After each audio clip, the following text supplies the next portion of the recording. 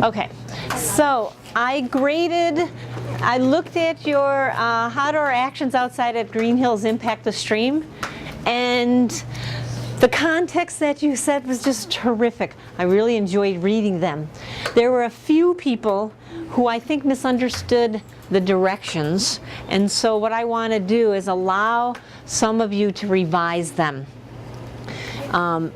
Everybody wrote a really nice story, and some people within their story did a really nice job talking about the four concepts: point, non-point, thank you, watershed, and topography, but didn't define them or didn't clearly define them. So you know how back in your younger days, and maybe you're still doing it, I don't know, in other classes, where you're supposed to use the term in a sentence? Does that sound familiar, right? So you're learning English words and you have to use them correctly in the sentence.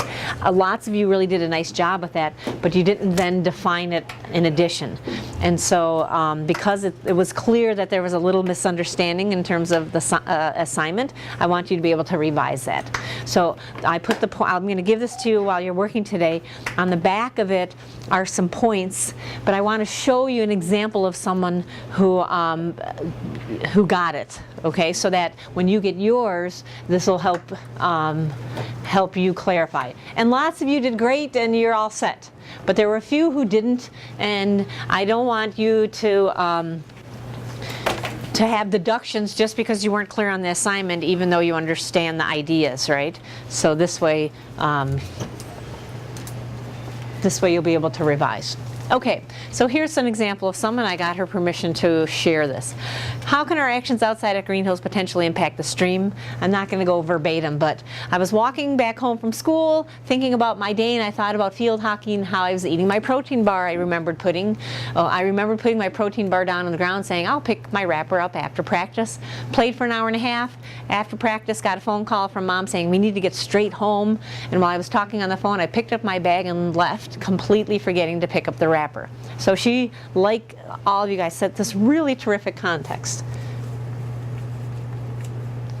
Okay, so I felt bad because it rained hard that night, and I remembered what we were talking about in science, and I thought about the topography of Green Hills.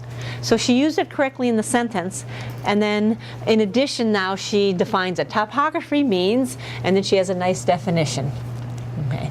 So the trash would go into a storm drain and would go to the watershed, and then she has a nice definition. A watershed is a land area that directs the flows.